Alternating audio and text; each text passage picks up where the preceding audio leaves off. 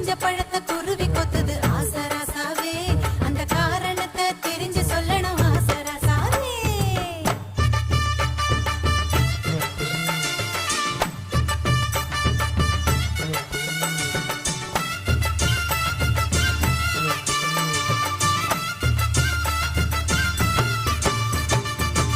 ராத்திரி பதறி எழுந்து பாய விரிச்சு முழிச்சிருந்தேன்